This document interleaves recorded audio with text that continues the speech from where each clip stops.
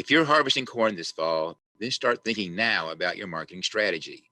Hi, I'm David Reinbott, Agricultural Business Field Specialist with this University of Missouri Extension Farm Management Minute.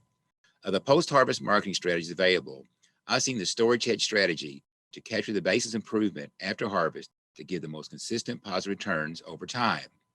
With this strategy, the farmer places a short hedge at or soon after harvest by selling March futures, and the farmer stores the corn on farm. The hedge is lifted when the corn is sold between December and March to capture the improvement in basis. Although the strategy requires investments in on-farm grain storage and adds some cost, it has provided 20 to 30 cents returns per bushel over the minimum variable cost.